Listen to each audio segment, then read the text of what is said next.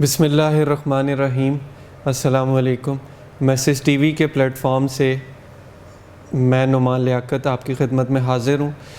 سوال جی ہمارے ایک بھائی پوچھتے ہیں، وہ کہتے ہیں کہ جی آج کل میسیجز چلتے ہیں کسی بھی مہینے کے بارے میں، جب رمضان آتا ہے تو رمضان کے میسیج، شوال آتا ہے تو شوال کے میسیج، ابھی سفر میں ہم تو سفر کے میسیجز، کہ اس کی خوشخبری اگر آپ اتنے لوگوں کو دیں گے تو جہنم سے آزادی کا آپ کو کوئی پروانہ ملے گا، یا اس طرح کی اور چیزیں آپ کی مراد پوری ہوگی، تو اس کی شرعی حیثیت کیا ہے؟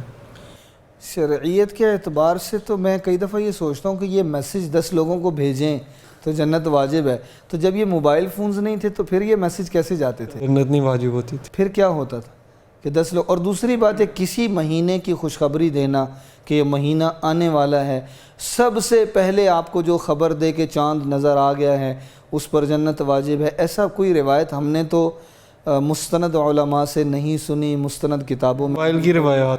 تو یہ اس لیے پہلے بھی میں نے شاید ایک دو دفعہ عرض کیا ہے کہ یہ جتنی احادیث جتنی یہ مسائل خاص طور پہ یہ جتنے ہمارے چل رہے ہیں نا کمیونیکیشن میں، موبائلز میں، ای میلز میں، ہمارے فیس بک پہ، ہمارے ٹویٹر پہ، اور جتنا ہمارا ایک کمیونیکیٹو نظام ایک بن چکا ہے جدید جتنا بھی ہے، اس میں جتنا یہ چل رہا ہے اس کی اتھینٹیکیشن کے بغیر اس کو آگے فارورڈ نہ کیا جائے، کبھی بھی نہ کیا جائے۔ کہیں ایسا نہ ہو کہ لوگ آپ کی بات کو، آپ خود ایک اتھینٹیکیٹڈ پرسنالٹی ہیں، آپ کی بات کو لیا جاتا ہے، لوگ آپ کو سچا سمجھتے ہیں، جب آپ یہ فارورڈ کر دیں گے لوگوں میں تو لوگ کہیں گے کہ دیکھیں جی نعمان صاحب نے بھیجا ہے تو یہ واقعی حدیث ہوگی، یہ واقعی اس پر اجر ملے گا، اس پر واقعی ثواب ملے گا۔ تو ایسی کوئی روایت نہیں کہ میسج بھیجنے پر خاص طور پہ اور کسی مہینے کی اطلاع دینے پر کوئی جنت واجب ہوتی ہو یا جہنم سے خلاصی ملتی ہو۔